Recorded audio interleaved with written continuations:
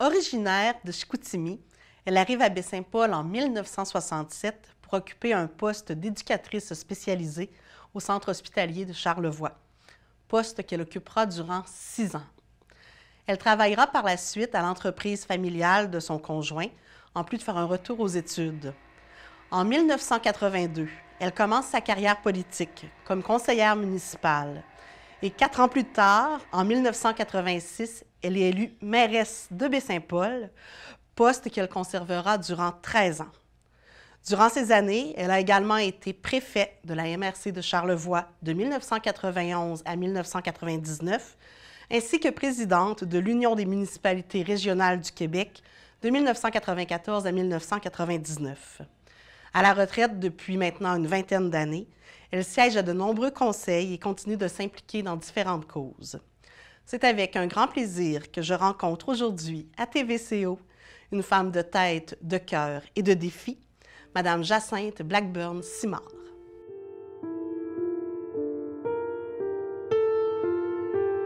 Bonjour, Madame Simard. Bonjour, Pascal. Je suis vraiment contente que tu sois là, Jacinthe, ce soir. Bien, c'est un plaisir qui est partagé. Qu'on apprenne à te découvrir. Moi, je t'ai connue comme mairesse quand j'étais jeune, mais dans le fond, je sais rien sur toi. Fait que je vais aller fouiller à ce soir. Oui, bien, c'est bien. Alors, ça va me faire plaisir de le faire. Et j'apprécie énormément l'effet qu'on ait pensé me demander pour une entrevue. Voyons. Et oui, pour une rencontre avec toi. Et de faire découvrir des aspects parfois que les gens ne connaissent pas. Alors, ça me fait grand plaisir. Je te remercie d'avoir pensé. Bien, en tout cas, j'ai hâte d'en savoir plus.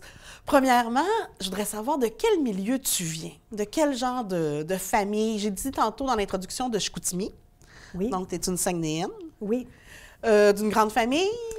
Oui. Alors, je suis la dernière d'une famille de 9 enfants. Nous étions une famille modeste. Mon père était opérateur en chef électricien pour, à la fin, lorsqu'il a pris sa retraite, c'était pour Hydro-Québec, mais c'était pour les ressources naturelles auparavant. OK. Et je suis la 9e. J'avais 6 frères et 2 sœurs. Ah! Eh oui. Est-ce que ta mère travaillait? Ça doit pas, 9 enfants, elle était à la maison. Ma mère était à la maison, puis déjà, d'élever la famille à ce moment-là, c'était beaucoup. Alors, c'est dans un milieu comme celui-là que j'ai grandi. On dit que les bébés de famille sont les plus gâtés. Est-ce que tu as cette impression-là, que tu as été plus choyée, peut-être? On a tous été choyés, je pense, à la mesure de ce que nos parents ont pu faire. Mais ce que je sais, c'est que nos parents ont beaucoup respecté nos choix dans ce qu'on voulait faire pour se faire instruire. Comme moi, bien oui, parce que au moment où je suis allée pensionnaire pendant 4 ans pour faire mon cours d'institut familial, eh bien, il fallait être pensionnaire. C'est quoi ça, un cours d'institut familial? Bien, c'était un cours après la 9e année où on avait de la formation régulière, c'est-à-dire des mathématiques, du français, mais aussi de la couture, de l'art culinaire, de la psychologie et des cours pour l'éducation des enfants. C'était supposé de vous permettre de faire quoi, ça, dans la vie? Enseigner ou travailler en déficience intellectuelle, ce que j'ai fait. OK. Et oui, alors, on pouvait enseigner, faire des... il y avait une panoplie d'ouverture. OK. Et moi, c'est un cours qui m'intéressait. Et ça arrivait à un moment où l'école publique était gratuite, mais mon père avait quand même consenti à ce que j'aille et qu'il y ait à payer pensionnaire, parce que le cours, c'était obligatoirement pensionnaire. Et nos parents respectaient beaucoup nos choix dans ce qu'on avait, dans ce qu'on voulait, comme pour définir nos carrières. Oui, tu es en train de dire que tes frères et sœurs plus âgés ont aussi eu le droit à l'éducation, ils ont aussi eu le droit de se choisir des carrières. Choisir qu'est-ce qu'ils voulaient faire au moment où c'était le temps de choisir vers leur orientation. OK. Et on a eu la chance parce que avec une bonne famille de 9, c'est pas tous les parents qui consentaient à envoyer les enfants aux écoles tant qu'ils voulaient y aller.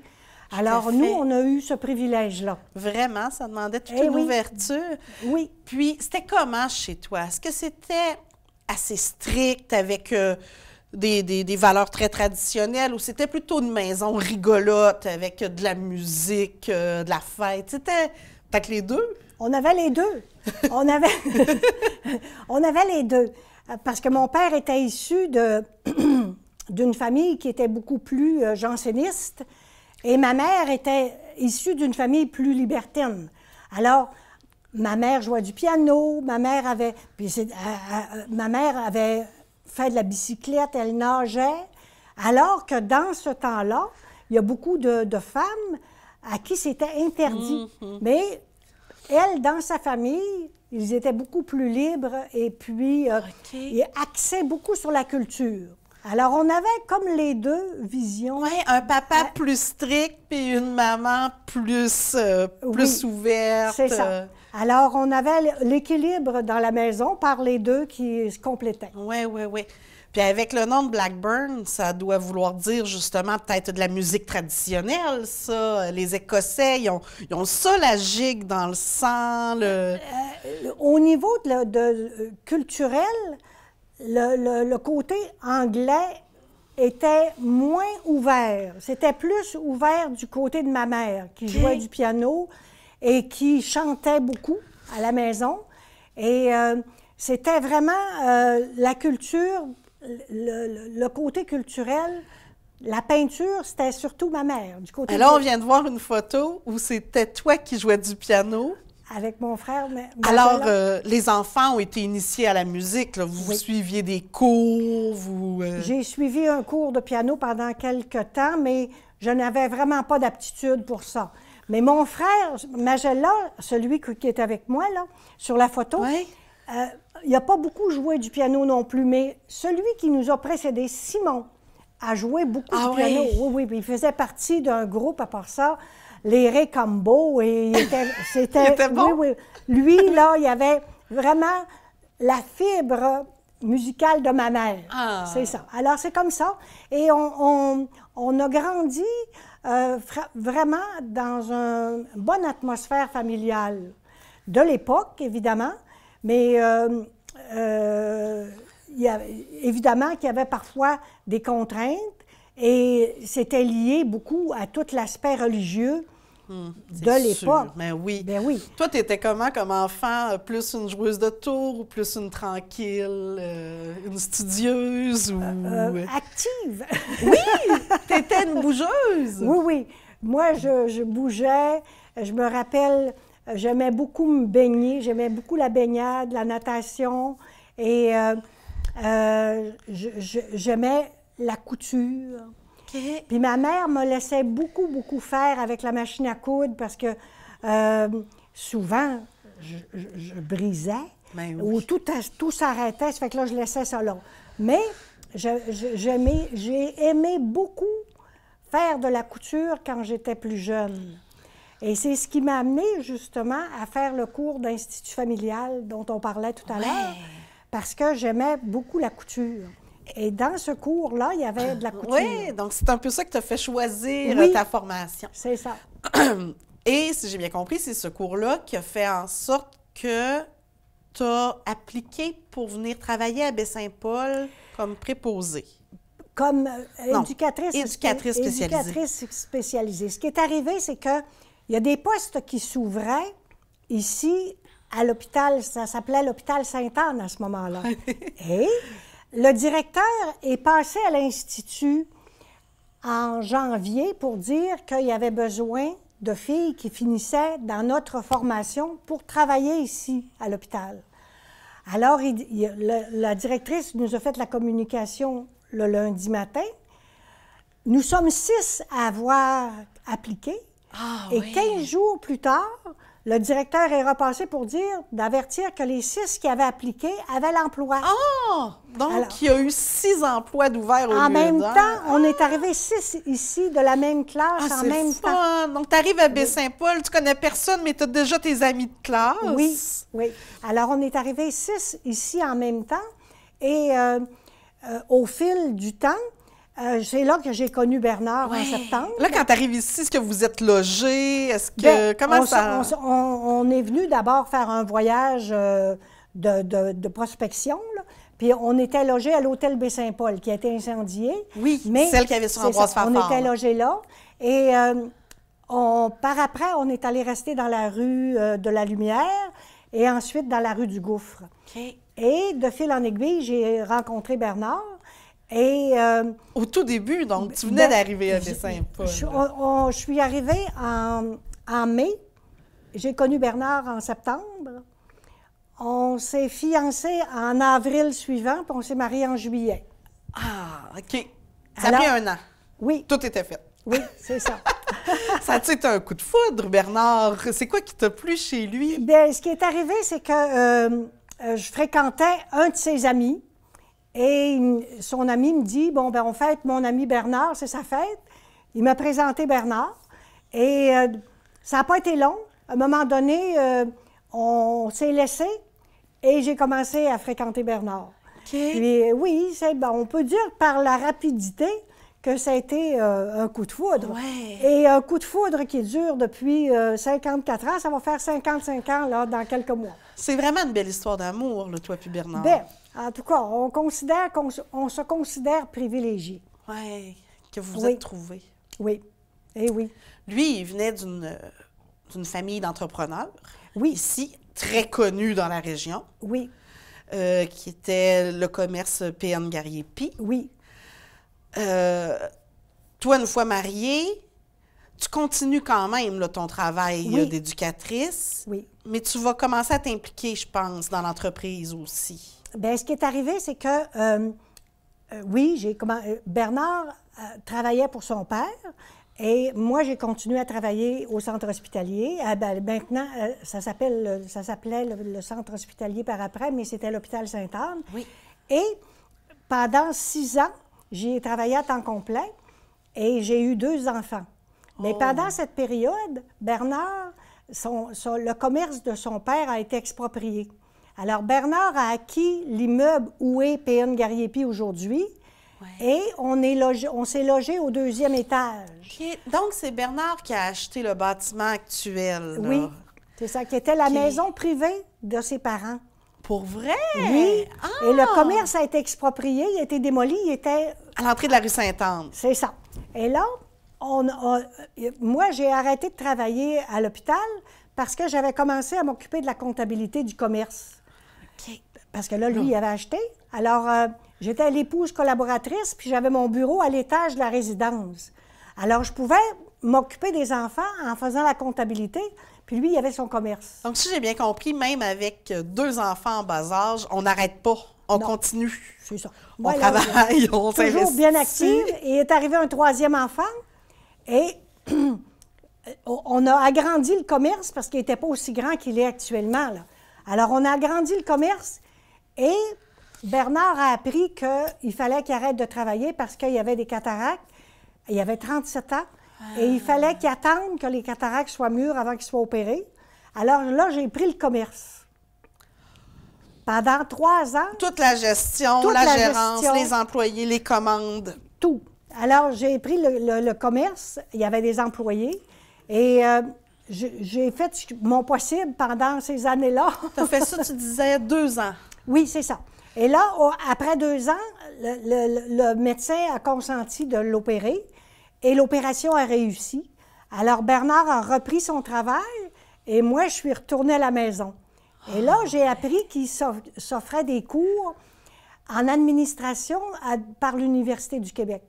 Alors, j'ai dit à Bernard, j'ai dit, le temps que j'étais au commerce, ça a bien été, tu as une bonne entreprise, mais j'ai dit, je pense qu'on aurait besoin plus de formation. J'ai dit, là, il s'offre une formation, j'irai. Il dit, vas-y. Une administration. Alors, j'ai suivi un cours, un certificat d'administration à l'Université du Québec, ici à Baie-Saint-Paul, par les soirs. Alors, je m'occupais de la comptabilité et des enfants le jour. Et le soir, 2 ou 3 soirs par semaine, j'allais à l'école et les cours se donnaient ici à la polyvalente. Okay. Donc, ça te donne quoi, un certificat au bout de tout ça? Oui. Alors, j'ai un certificat à l'Université du Québec au bout de ça. Ah, là, on va prendre une pause. Oui. On va aller écouter la chanson que tu as choisie Oui. Puis on va revenir après pour continuer la belle histoire. OK.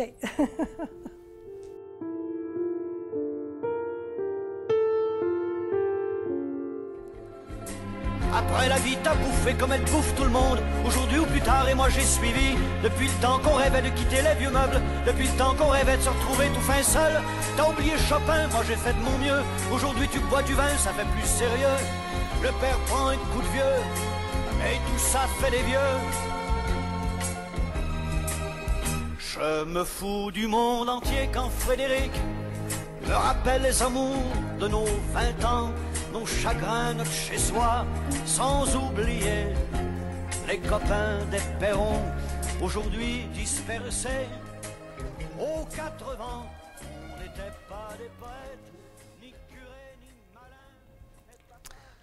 Ouais, c'est un choix que je connais, mais pourquoi, toi, c'est ta chanson qui te parle tant, Frédéric, de Claude Léveillé? Bien, chez nous, j'étais la dernière, évidemment. Ma mère aimait beaucoup recevoir. Ah oui? Et oui, et elle invitait souvent mes frères, lorsqu'ils se sont mariés, pour venir à la maison le dimanche avec leur conjointe, leur femme. À ce moment-là, c'était leur épouse, et les enfants. Alors, ça se multipliait, et parfois, le dimanche, c'était vraiment, vraiment des gros rassemblements. Et lorsque j'entends la chanson de Frédéric, ça me rappelle... Ça te rappelle ça. Vraiment nos dimanches qu'on vivait quand j'étais jeune. Donc, tous bien assis à vous amuser pendant qu'elle vous sert. Hein? C'est ça que ça dit. Bien, c'est ça que ça disait. Mais aussi, il ne faut pas oublier, c'est qu'après, souvent, les petites filles faisaient la vaisselle. Ah, tout à fait, tout à fait. Mais tout le monde aurait dû le faire, là, mais il faut bien faire sa part. Oui, c'est ça. Mais quand même, pendant qu'on faisait la vaisselle, aussi, on échangeait, puis on parlait. Alors, veut pas. Mais les rassemblements de famille, c'était vraiment important. Puis c'était important pour mes parents, parce que à ce moment-là, il n'y avait pas beaucoup de vie sociale.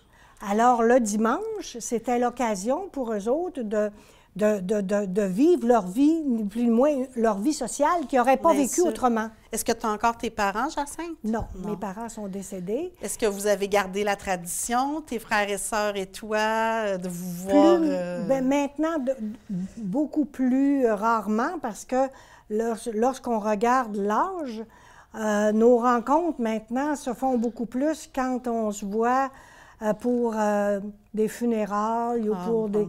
C'est ça. Alors, veut pas, je suis la dernière. L'aînée va avoir 90 ans. Oh, alors, ouais. Oui, c'est sûr que... Alors, c'est la vie, c'est ainsi, mais on est chanceux parce que nous sommes encore 7 vivants. 7 sur 9, oui, c'est vrai que c'est bon. Oui, c'est beau, c'est beau. Ben oui. Là, tantôt, avant d'arriver à la chanson, on était rendu... on était rendu à l'histoire où, là, tu fais des études en administration. Oui. Puis là, je pense que le monde politique commence à te travailler, en tout cas. Là, il arrive des élections à Baie-Saint-Paul et on vient me solliciter parce que les gens avaient su que je suivais une formation en administration et ils m'avaient connue au commerce le temps que j'avais remplacé Bernard. Ouais. Alors, les gens sont venus me solliciter pour que je me présente comme conseillère. Mais c'est bien drôle qu'ils n'ont pas demandé à Bernard, qui était connu comme Barabas. Oui, mais j'ai l'impression que les gens, à ce moment-là, commençaient à essayer de trouver justement des femmes qui pouvaient s'impliquer un peu. Ah oui. Alors, j'ai été la première femme conseillère. Ah! Oui, à dans l'ex-ville de Baie-Saint-Paul. Baie-Saint-Paul. Parce qu'au niveau de l'ex-paroisse, il y avait déjà eu Danielle Ménard, qui avait été conseillère et qui avait été mairesse quelque temps. Et oui. Et là, moi, je me suis présentée comme conseillère, mais de l'ex-ville, j'étais la première femme conseillère, j'étais la première. Après ça, il y a eu beaucoup de dossiers. Le temps où j'étais au conseil, j'avais la chance de pouvoir me libérer le jour quand il y avait des réunions. Si j'avais eu un travail avec un employeur, j'aurais pas pu laisser le jour. Mais là, je pouvais m'organiser, moi, mon horaire. Je pouvais prendre des comités. Et pendant la période que j'ai été conseillère, M. le maire a été malade 2 fois. C'était qui le maire? C'était M. Augustin Côté. OK. Et là, il y a une fois, c'est moi qui étais pro-maire, l'autre fois, non. Mais il y a eu des dossiers qui nous ont mis sur la map par les journalistes concernant notamment la police. Oh! Alors, c'est arrivé ce dossier-là au moment où j'étais... On est arrêté de parler de la police conseillère municipale. C'est ça. OK. Et il faut dire une chose, c'est qu'au moment où, lorsque je me rappelle de ça, lorsque j'ai été élue conseillère municipale, le taux de la taxe de l'ex-ville, la partie urbaine, était 1,60 $ du 100 $ d'évaluation, alors que dans les 2 autres municipalités, l'ex-paroisse Baie-Saint-Paul et l'ex-Rivière-du-Gouffre, le taux était aux alentours de 80-82 sous. Oh, beaucoup moins cher pour les 2 autres paroisses, oui. Alors là, il fallait absolument, si on voulait arriver à un redressement, faire quelque chose. Diminuer les dépenses, pour diminuer les revenus après. Bien, pour pouvoir diminuer le taux de la taxe, il fallait attaquer les dépenses. Et le conseil antérieur avait déjà démarré le dossier d'abolition du corps de police. Alors, nous, par nos études de chiffres, il a fallu réactiver ce dossier-là, parce que sans ça, on n'aurait jamais été capable de réaliser quoi que ce soit. Ah, donc, M. Garand, que j'ai reçu ici à l'émission, qui était en bicycle à pédale, c'est de votre faute. Bien, voilà. Et ça a fait justement un dossier qui a amené Baie-Saint-Paul sur la map par les journalistes.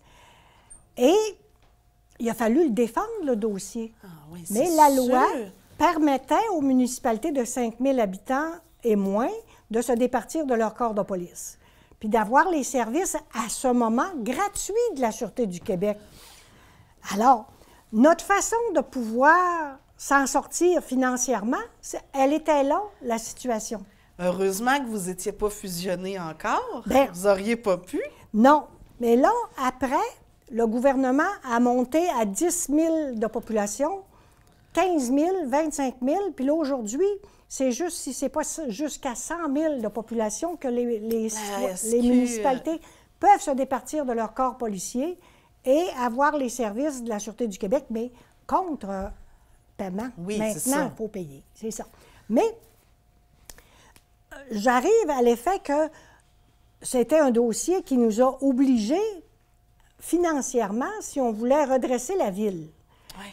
Et lorsque on s'est fusionné, le taux de la taxe de l'ex-ville était 83 sous du 100 $ d'évaluation. Wow, vous étiez rendu quasiment en bas des autres. Et nous avions refait 85 % du réseau routier avec l'assainissement des eaux, le programme d'assainissement des eaux. Puis on n'avait pas augmenté l'endettement. On était toujours resté à 2 millions au niveau de notre endettement.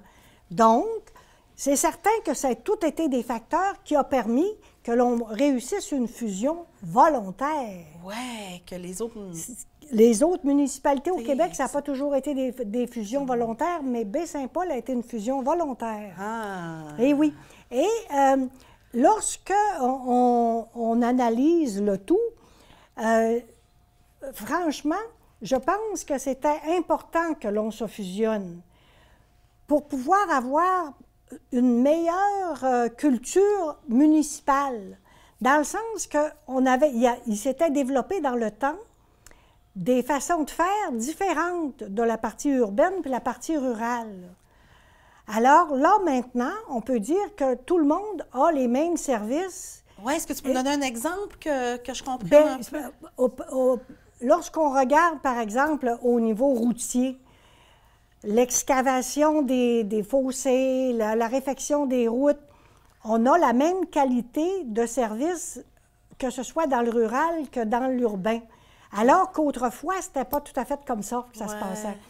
Oui, les taux de taxes étaient moins élevés, Il y avait moins de les services. Les citoyens, veulent pas, avaient un peu moins de services. Alors, en étant fusionnés, ça a permis de donner un service qui était plus semblable d'un secteur à l'autre. Donc ça, c'est un dossier dont tu es très fière, si je comprends bien. Oui, c'est un dossier que je suis très fière. Puis j'ai été le premier maire de la nouvelle ville fusionnée. Ouais. Oui, et on a eu... Comment ça s'est fait, ça? Comment vous avez choisi entre les 3 maires? Ce serait laquelle? Vous avez... Non, il y a eu des élections? Il y a eu une élection. OK. Et j'ai lutté contre M. Louison Duchesne, qui était Ouais. maire de l'ex-Rivière-du-Gouffre. Oui, oui, oui. Et Jean Fortin s'est présenté dans mon équipe comme conseiller. Ah, dans votre équipe. Mais oui, Ah! avec Michel Bouchard. Et il y a eu une élection au mois de mai.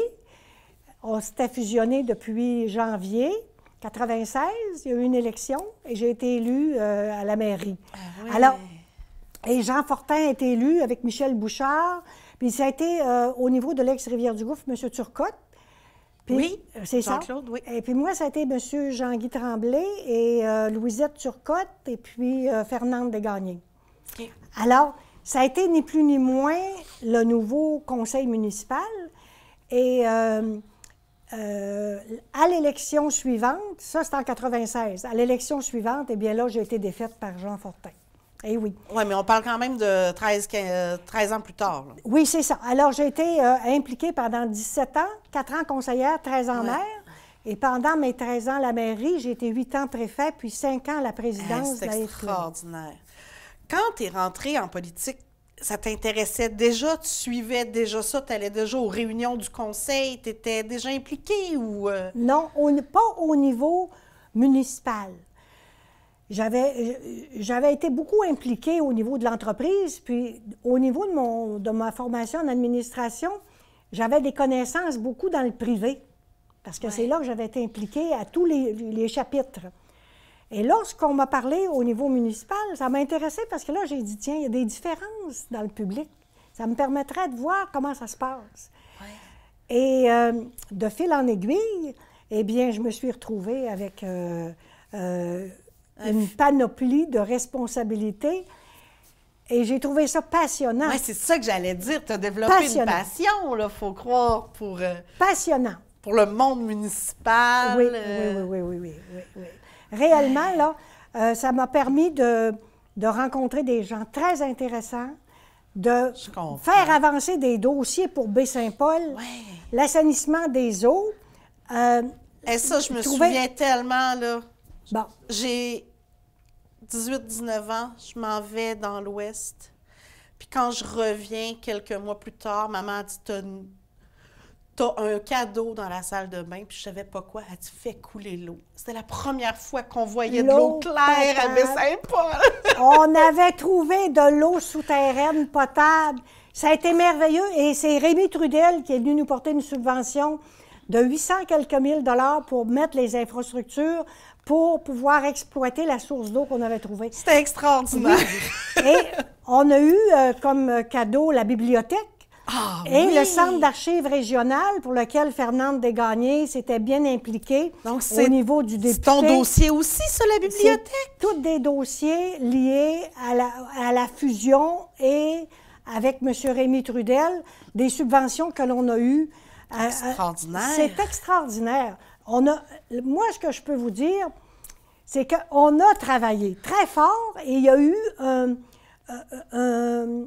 eu vraiment,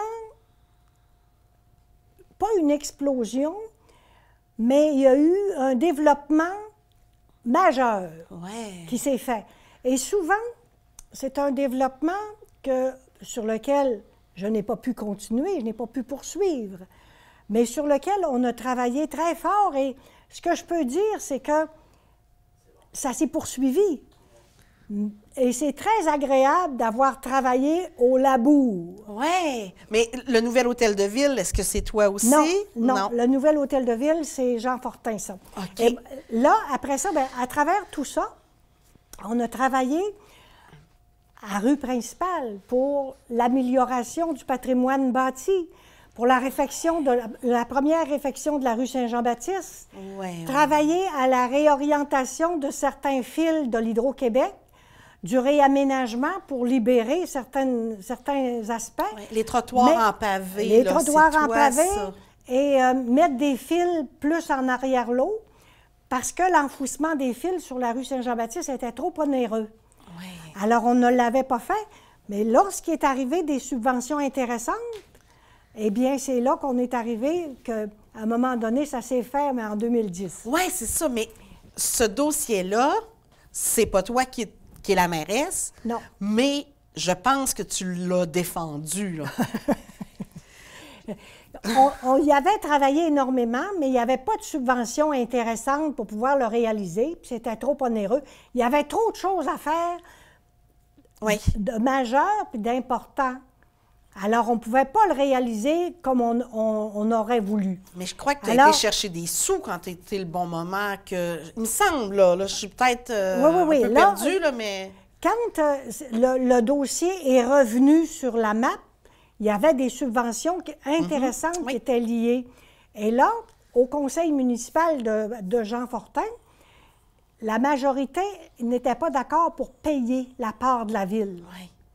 Alors, il a fallu faire une campagne de financement. C'est pour ça qu'il y a des noms décrits un peu partout sur la rue. Ce sont des entreprises, des citoyens, des gens qui ont payé pour qu'on puisse avoir la rue que l'on a actuellement. Et ça, tu fais partie là, des Le organisateurs du comité. comité. Oui, c'est là, ça. je n'étais plus Ouais, maire, t'étais plus maire. mais je m'étais comme donné en quittant, parce que j'avais perdu mon élection, j'ai dit, je vais me garder un droit de réserve et je ne m'impliquerai pas pour aller faire l'opposition au conseil. Mais quand j'ai vu que le conseil ce municipal, en majorité, était contre payer pour l'enfouissement des fils, je n'ai pas été capable de me retenir. Fait que, oui, J'ai piloté un très gros comité, puis l'enfouissement s'est fait, mais les citoyens ont été merveilleux parce qu'ils ont contribué bien financièrement. sûr, bien sûr. Là, Jacinthe, on prend une deuxième petite pause. Oui. On s'en va voir l'œuvre que tu as choisie. Puis on revient après. Oui.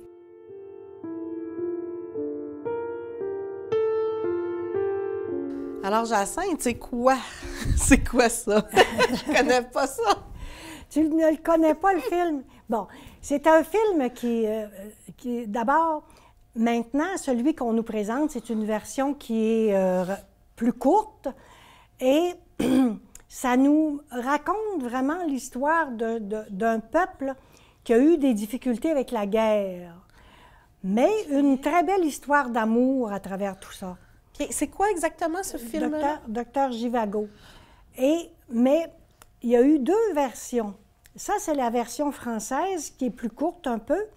Puis il y a eu une version anglaise qui est plus longue et qui raconte vraiment l'histoire du peuple.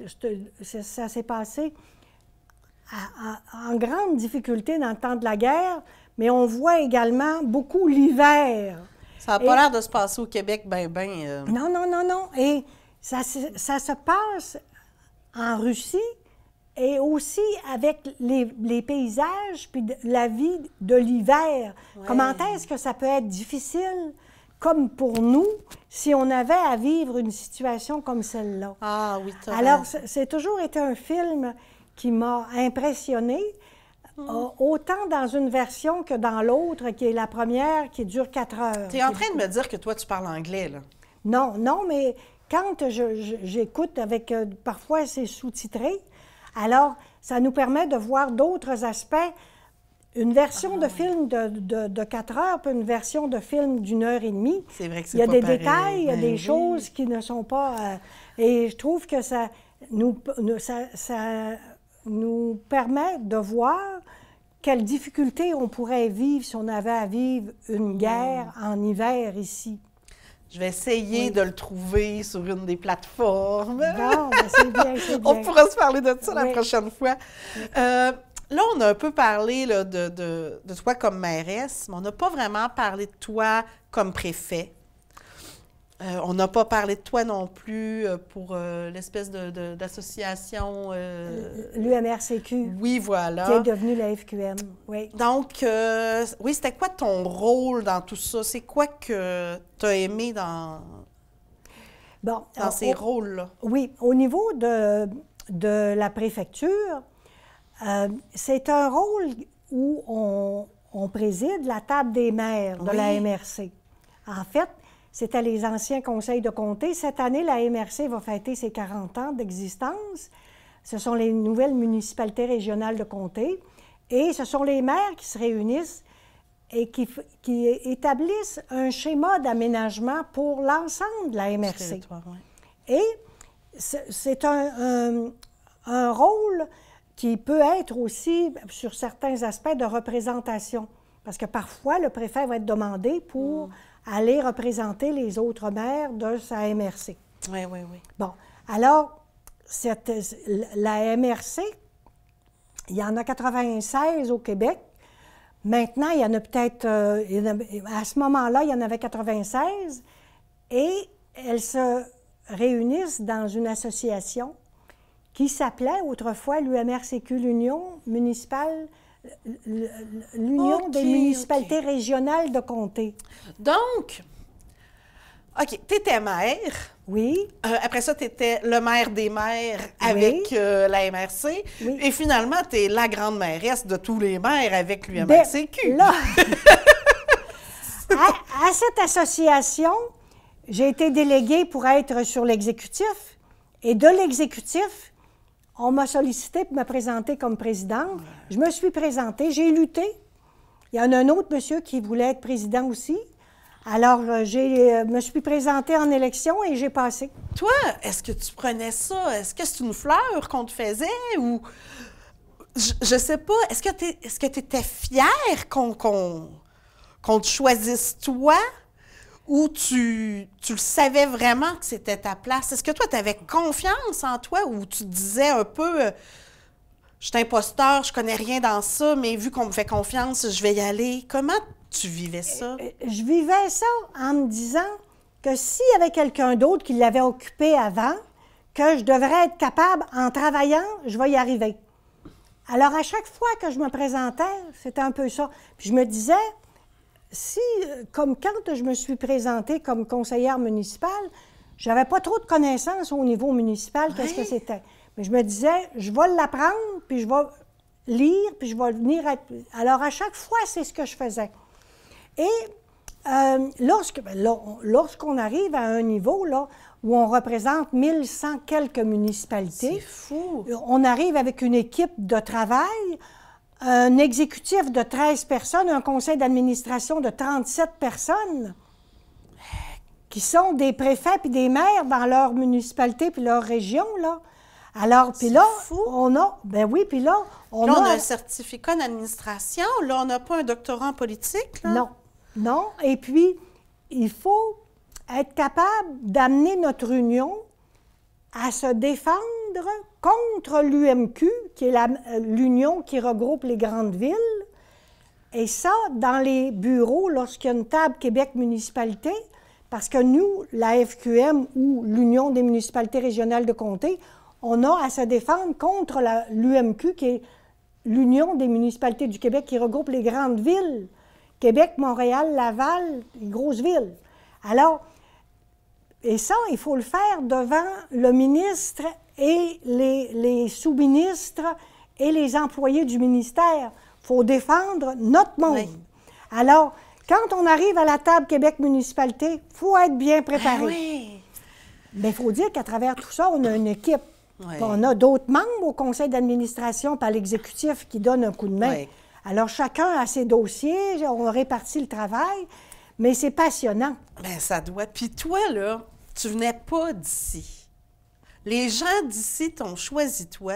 Oui. Mais toi, Baie-Saint-Paul, t'as dû le choisir aussi, là. Pour le défendre comme ça, tu devais l'avoir à cœur énormément, là. Oui, bien, pour moi, là, souvent, je me dis, j'ai été transplantée.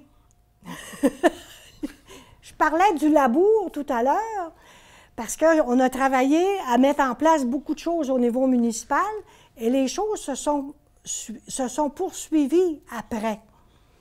Heureusement, c'est comme ça qu'il faut que les choses se passent aussi. La même chose lorsque je suis arrivée ici à Baie-Saint-Paul, je n'ai pas eu de difficultés au niveau de l'adaptation. Alors, c'est pour ça que je dis, Si j'avais eu de la difficulté à m'adapter à mon travail, à la population, si j'avais j'avais eu un problème d'adaptation, peut-être que je ne me serais pas rendue jusque-là. Mais pour moi, là, j'ai pas senti de difficulté. OK. Est-ce que tu te serais vu faire de la politique au Saguenay? Ou tu aimais bien être dans un milieu plus tricoté, serré? Tu sais? Ça, je le sais pas. Mais peut-être que si on m'avait sollicité, peut-être que oui. J'aimerais ça quand même qu'on parle que depuis ta retraite, hein, donc Oui. depuis ta défaite Oui. en 99, je pense, Oui. Tu t'es quand même pas mis à tricoter. Non. Tu t'es investi dans des causes, puis ben j'aimerais ça que tu me parles rapidement là, de celle dans laquelle tu t'es investi le plus. Là. Bon, alors, j'ai participé à l'Agence d'efficacité énergétique de l'Hydro-Québec. J'ai participé également beaucoup, pendant 15 ans, au comité de retraite du régime des élus municipaux. Alors, les élus à la CARA ont un fonds de pension et j'ai siégé au niveau du comité de retraite pendant 15 ans. OK. Oui, et puis j'ai été présidente de la Fondation Rue Principale. Puis là, à un moment donné... La Fondation Rue Principale... La Fondation Rue Principale, c'est une fondation qui s'occupe de la protection du patrimoine des centres-villes. OK, oui. Qui nous a apporté un très grand coup de main ici, là, pendant tout le temps où on a fait les relevés des bâtiments patrimoniaux, qu'on a fait mettre en valeur le patrimoine bâti. Alors, c'est tout du travail qui a été fait avec la Fondation Rue Principale. Okay. Alors, je suis devenue présidente pendant 8 ans. Wow. Et j'ai siégé aussi au niveau de la Commission de la capitale nationale. Mais là, à un moment donné, j'ai tout arrêté parce que j'avais des problèmes d'audition. Ah. Alors là, j'ai arrêté les comités. Ici, à Baie-Saint-Paul, j'ai pris le Centre d'archives régional et la Fondation de l'hôpital de Baie-Saint-Paul. C'est pas rien encore. Non, c'est pas rien. Pendant 2-3 ans. Et là, j'ai dû arrêter étant donné mon degré de surdité. Et j'ai un implant cochléaire à l'oreille gauche. Et je n'entends plus qu'à 10 de l'oreille droite. Ah, ouais. Alors ça, c'est un peu un problème familial. Dans ma famille, on est à peu près tous comme ça. Ah, c'est handicapant, ça. Là, c'est plus difficile. Ce qui arrive, c'est qu'il faut que j'évite les gros rassemblements. Quand il y a un grand bruit de fond, c'est très difficile parce que j'arrive difficilement à échanger. Je comprends. Oui. J'aurais envie qu'on tombe dans une question un peu plus personnelle. Oui. Je commencerai par une rafale. Oui. Tu me réponds par oui ou non, à moins que je tombe sur de quoi d'important. OK. Est-ce que tu es une femme sensible? Oui. Oui. Une romantique? Moyen. Une joueuse de tour? Oui. Oui! Ah, je savais pas ça! Je joue des tours à Bernard pour le 1er avril. Ah oui! À chaque année, 1er Presque avril. à chaque année. Et je l'ai fait courir encore dernièrement. Ça, c'est intéressant à savoir. Oui. Donc, tu as un bon sens de l'humour. Oui. J'ai un bon sens de l'humour. Oui. Est-ce que tu es une rassembleuse? Quand il le faut, oui. Mais je ne ferai pas d'effort pour dire toujours faire des rassemblements. OK. Une bonne cuisinière? Oui. OK. Il y a eu une hésitation. Avec modestie, parce que, évidemment, qu'en vieillissant aussi, on cuisine moins, là. Mais je pense que je cuisine des plats assez particuliers. Ah ouais. Oui. Est-ce que tu es toujours de confiance? Oui. Oui. Oui. Ordonnée? Trop parfois. Ah oui. Un peu rigide alors. Justement, est-ce que tu étais sévère avec tes enfants, avec... Je dirais que ça dépend. Parfois, je peux être sévère, comme parfois, je peux laisser tout aller. Ça dépend. OK. Oui, ça, j'ai deux côtés. C'est un bon équilibre. Est-ce que tu es croyante? Oui. Oui. Féministe? Oui, beaucoup. Écologiste? Oui. Oui. Oui. C'est bien, on Mais- sent... C'est parce que c'est pas exagéré, là. Ouais. Est-ce que tu es une musicienne? J'aime écouter de la musique, mais je ne joue pas d'instrument de musique. Une danseuse, une chanteuse? J'aime beaucoup chanter. Ah oui, on aimerait ça, entendre ça, pour ce soir. J'ai chanté beaucoup avec les petits-enfants, puis avec mes enfants.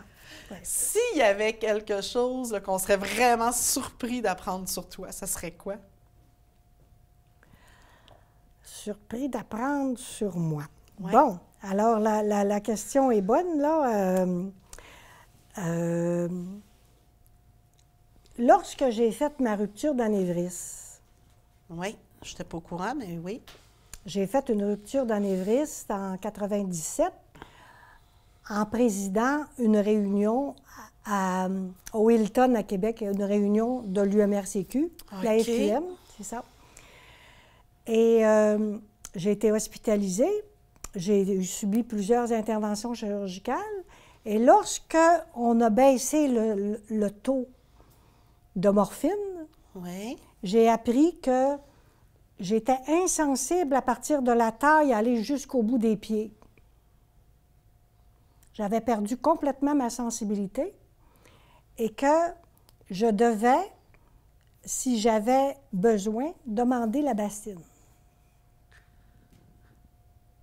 Ah ouais. J'ai eu le choc de la bastine. Mais la sensibilité est revenue. Mais ça a été long. Alors là, il me piquait, puis je ne sentais pas mes jambes du tout.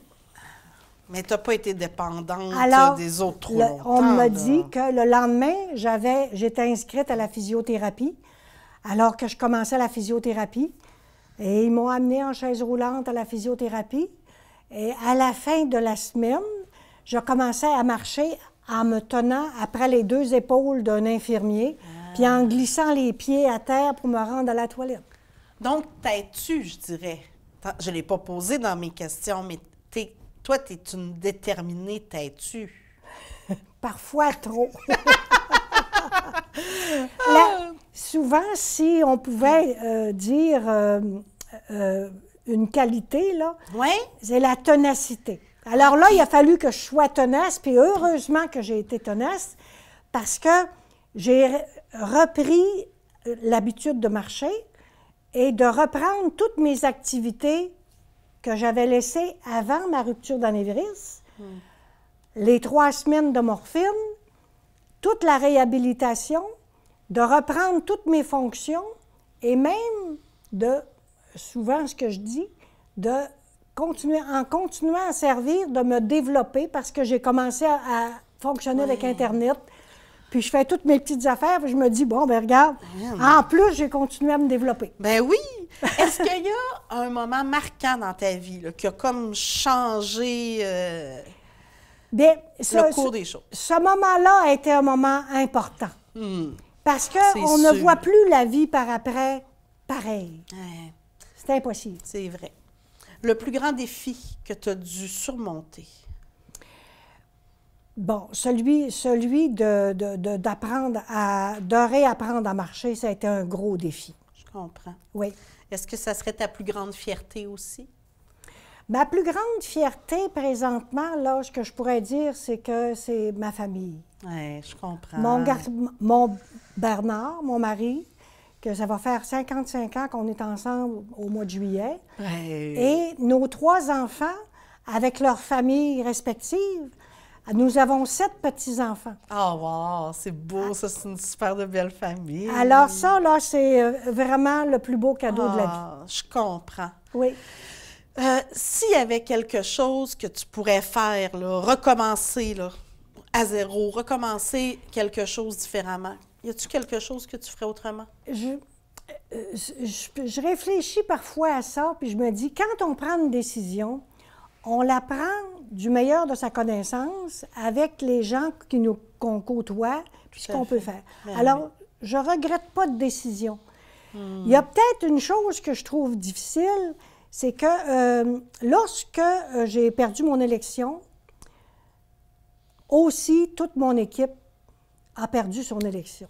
Ah, Et puis ça, là, je trouve ça vraiment très difficile. S'il y avait quelque chose que j'aurais pu changer, là, ouais. c'est ça.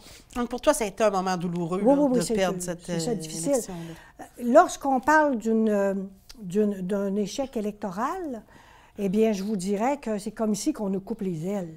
Alors là, après, on peut fonctionner comme des animaux de la basse-cour. Les poules, ils fonctionnent. Il faut apprendre à Les, vivre les sans dindes, nos pareil, les ailes, petits ouais. poulets, mais ils ne volent plus là, comme les oiseaux avant. Alors, si je pouvais faire une comparaison, ce serait ce qui serait le mieux.